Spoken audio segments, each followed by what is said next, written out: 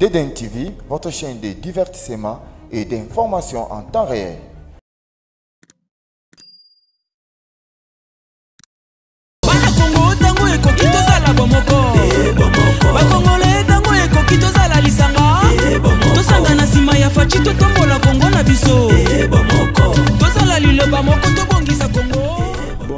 Bonjour très chers internautes, téléspectateurs, partout où vous nous suivez.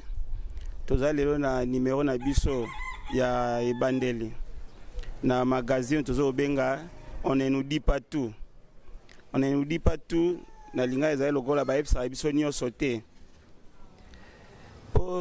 À chaque fois tozo landa actualité, tozo landa déroulement ya masolo ya mboka na biso. On se rend compte que certaines choses allaient soit mal expliquées ou encore allaient expliquer à dessin. Il y a to zui kanisi ya rokablo na bino tangu nyonso ezali actualité. Actualité ya mboka na biso comment makambo ezoleka mais sous un angle pena o tozokota na profondeur. Lelo ezali na sujet relatif na gratuité de l'enseignement national. Sujet ou la gratuité enseignement, comme vous le savez, rentré zonga ezalaki depuis la première semaine à mois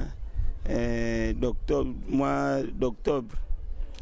Mais il s'est fait que certains établissements, certaines écoles, il y a surtout un réseau catholique, bazonga qui bon, on s'est dit jusqu'à quand vont-ils continuer la grève? Parce que il y a déjà des pourparlers au niveau de Mbouela Lodge, où les ministres a bien un banc syndical, ensemble avec le ministre de fonction publique pour trouver des voies et moyens pour mettre fin à la revendication, il y a un enseignement.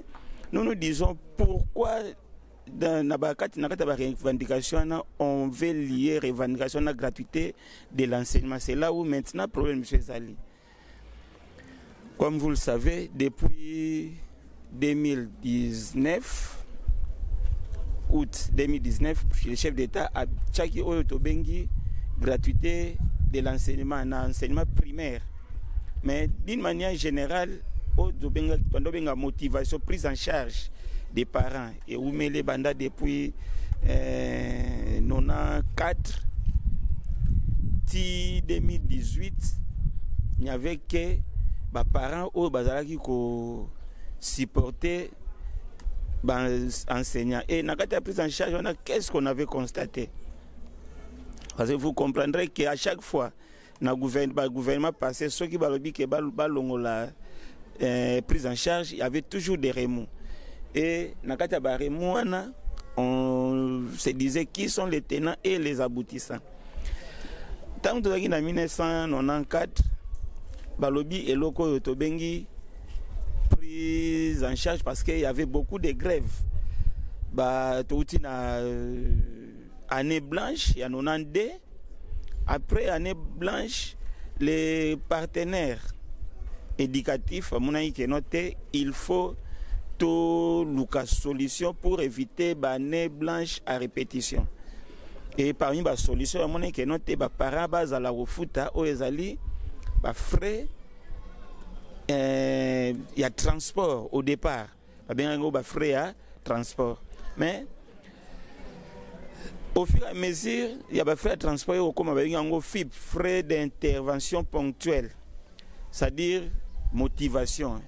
Dans la motivation, les parents devaient prendre en charge au Tolobi mbongo ya supplément, il y a prime, c'est-à-dire que mbongo l'état d'offre d'aba enseigner il fallait qu'on bakissa ndambo ya mbongo de façon que enseignant à se retrouver. C'était une bonne chose, mais seulement à l'époque, c'était quelque chose de ponctuel, c'est-à-dire ça ne pouvait pas être pérenne. Donc, il y a un temps en attendant que l'État congolais a à disposition pour que a charge na ezali ya kofuta salaire ya enseignant ndenge et sengeli. Alors, la kati wana toye komona lisusu les mêmes parents, les mêmes charge de même charge à service à l'État, à bureau gestionnaire. Ça dit que le bureau gestionnaire, il faut vivre dans les mbongo ya ba parents, sur le dos des parents.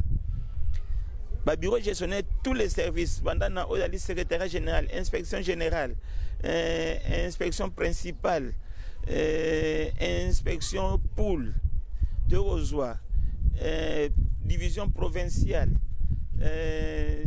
sous-division provinciale, ainsi que la coordination des écoles conventionnées. Bangonyo soit comme qui n'a droit.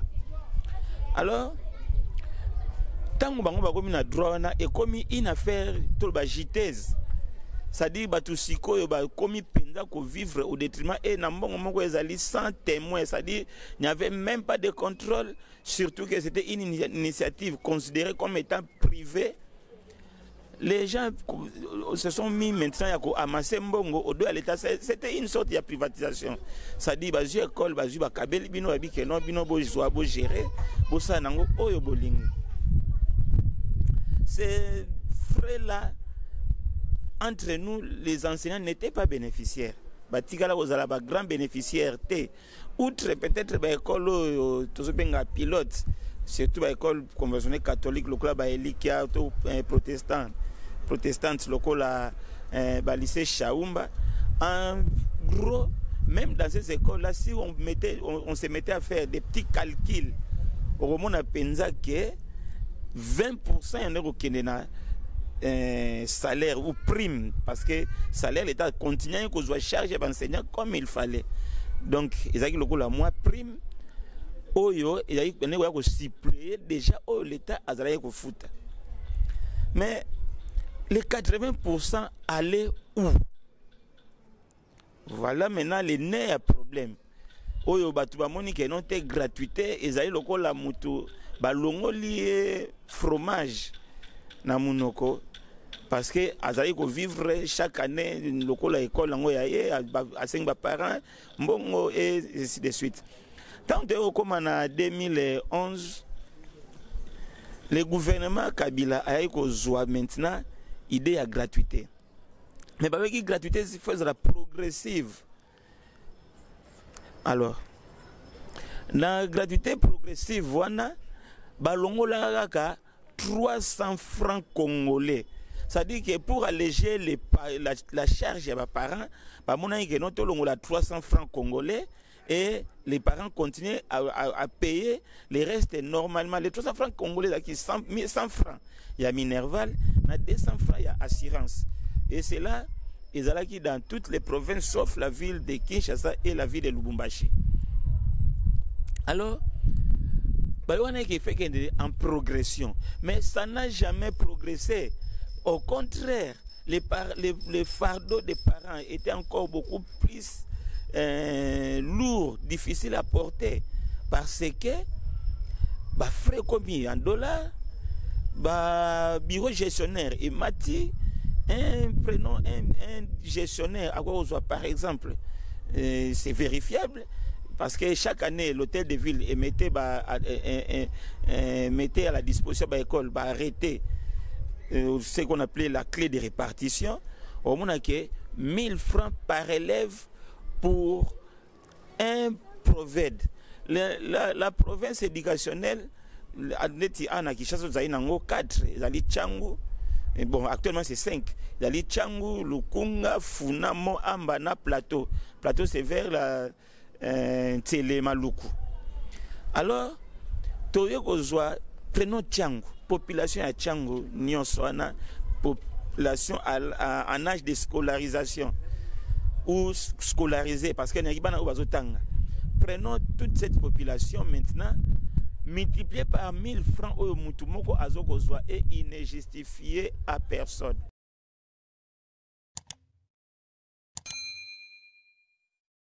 Gratuité on a ndenge tozo loba et ndenge na no Kabila kotsa ki yango na 2011 mais avant to komana na 2011 2006 tant to voté constitution ya mboka na biso par référendum ba kotsa ki gratuité de l'enseignement si je ne me trompe pas na article 43 ce n'était pas appliqué.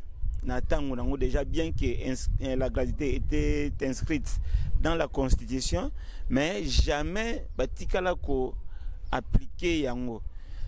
Wana to benga yango ya 2011 ki lokola moi mafuta na mbebo.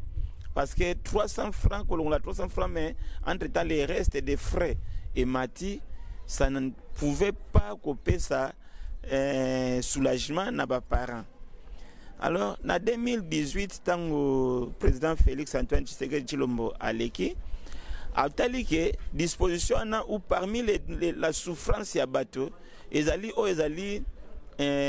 ont relevé na obligatoire. Donc, na biloko ezalaka obligatoire o ezoko impactaka social la mutu, zali na sozofutang saba na classe na soins de santé. Alors, atali ka dit que non, au lieu que na banana soins de santé, a banana ozalaki urgent parce que éducation lelo tomoni que totalaki que bana na kati ya Congo bazana occupation te. Moi na soki ala mina tonga za ilo sala te, ezali lokola déjà candidat en formation ya kuluna. Donc il fallait que bana batanga et pour que bana batanga contenir la situation difficile ya ba parents ba fonctionnaires ne ba kotisaki o ezali amona ya kotisa o ezali gratuité de façon que ba parents bazala un peu soulagé et que difficulté on a ya kotia bana na balabala ezalate. Donc nous disons que la gratuité zali et loko ya invention ya Félix Antoine Tshisekedi Tshilombo parce que les autres comme on a mutavandi te yepe na gratuité na elongwa gratuité na yone échec. Non, qu'est-ce qui a échoué? C'est Félix ou bien c'est la Constitution? Je ne pense pas que ezali problème ya Félix, mais c'est un problème. Oyo, il faut tout bundanango et il a dit que la gratuité est irréversible. C'est-à-dire, en aucun moment, il y a eu des sous bana, on a balabala, azoba para, en difficulté. En aucun moment. C'est-à-dire, à chaque fois que Oyo ezali difficulté devant les parents, et on est se présenté, et nous avions vu que les parents ont facilité, nous avons accueilli Moussala Lelo. Et qu'il faut répondre à besoin urgent, il y a un Minerva et à Moine. Je pense que les parents sont déjà candidats à acte, nous sommes les autres déplorer. Les parents ont une difficulté à faire l'effort par tous les moyens à accéder à Ozali CT, à Tekapo, à Futa, Ozali Minerva et à Ban. Donc, ne Félix Amonaki, Antoine Tshisekedi Tshilombo Amonaki noté, il faut tout bêta cette gratuité et salima. Alors, les gens disent que noté gratuité ils acquis brisque, il faut pas qu'il ne malé, mais ils ne se posent jamais de questions. Pourquoi en 2011? Pourquoi en 2011 Balbaki gratuité progressive et progressate? Parce que de 2011 à 2018-19, Félix Aïko Beta, il n'y avait aucune progression à la gratuité. C'est-à-dire que, au contraire, charge de plus en plus dollarisé et que difficulté n'a pas il fallait rompre carrément. Pourquoi rompre aussi? Parce qu'à un certain moment, les acteurs, les bénéficiaires, où il y a pris en charge, à l'exploitation de l'homme par l'homme, et tous ces gens-là, peut-être qui obligés à avoir solution pour un problème, pour la mise en place de la gratuité. Ça dit que la décision, il y a Félix, c'est une décision courageuse, mais aussi salvatrice, et il fallait couper court dans le système et nuire déjà et enrichir un certain groupe de gens et appauvrir les restes plutôt de la population. Bref, le président Félix Antoine Tshisekedi Tshilombo avait pris cette décision pour couper na autobenga establishment. Donc groupe ya ba ya batumoko bazalaki penza ko vivre do ya ba parents. Et actuellement, c'est pourquoi nous voulons bien. les enseignants ont droit. Il y a bon traitement, il y a bonnes conditions, il y a Moussala, ils ont droit à un salaire où ils allaient décent. La réclamation à enseignants, ils allaient tout à fait légitime, ils ont réclamé de bonnes conditions. Mais il faut noter que enseignants ont arriéré à salaire. Jusqu'au moment où nous parlons, ils sont payés normalement. Alors, 2019, 2020, année scolaire 2019-2020, enseignant salaire équitable du simple au double. C'est-à-dire un enseignant qui gagnait 160 000 francs congolais est arrivé à 320-330. Alors, il faut aussi noter que dans il y a une motivation, tout le monde ne gagnait pas. Puisque nous avons une école selon ma position ou ma position géographique. Les enseignants, nous sommes commis, la Matete, Njili, Limete, tous partis à Kingabwa, Tomombele, tous Mongafula et consorts. Ces enseignants-là, jamais pas comme une motivation, ils allaient même pas même na 50 000 francs congolais. C'est-à-dire ils étaient vraiment en deçà à 50 000 francs congolais. Ce qu'on sait ici, 150 ou 160 000 oyo bazali kozwa na mbongo ya l'État, na compte à l'État, na salaire à l'État. Ce qu'on sait jamais un enseignant avait atteint plus de 200 000 francs congolais. Ça veut dire qu'avec les nouveaux barèmes oyo ils ont déjà appliqué en 2019-2020, l'enseignant gagnait déjà plus que motivation et salaire ancien réunis. Outre l'école l'école pilote, l'école Sembo, Sangani, Boto, Elikia, Bonsomi, là où l'enseignant qui en a plus de $500 par exemple, et avec la nouvelle configuration, c'est Monique, moyen ou revenu équité. Mais c'était une initiative privée. C'est vrai, nous pouvons discuter, aucun de nous ne peut se dire qu'à loin de 500 à Kita, à 320 000 francs, mais seulement que cette frange-là, ne représente pas grand-chose. En termes même d'école, c'est 23 établissements dans la République, plutôt dans la ville-province de Kinshasa. Il n'y a que 23 établissements, écoles, pilotes, oyo, commis na position, oyo, que salaire na moza qui a motivé ça qui l'école, et que avec arrêt, il y a motivation, salaire et salaire neti, kokita, c'est 23 établissements contre plus de 2000 établissements dans la ville-province à Kinshasa. Et s'il faut parler de l'ensemble de la République, vraiment, je vous dirais que ça ne représente même pas 10%. Bref,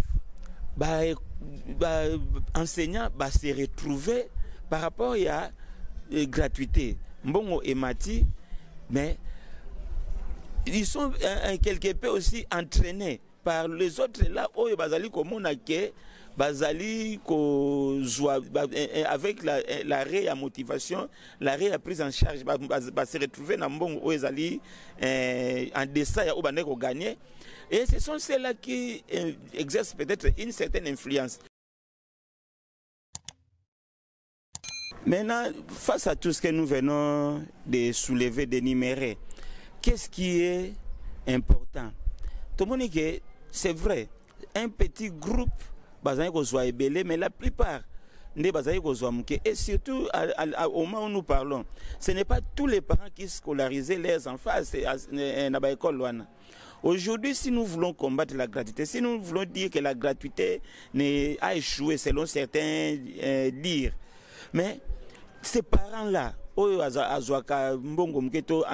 ces parents-là, fonctionnaires de l'État, comme aussi enseignants, ces parents-là qui sont en difficulté, autant que ça va, ceux qui les loyaux, tout le monde qui est gratuité, si la toto matissa, tout comment on sait que les parents vont supporter. À cause de bon est-ce que nous ne savons pas évaluer les bienfaits à la gratuité, parce qu'actuellement nous pouvons dire que avec la gratuité, 4 millions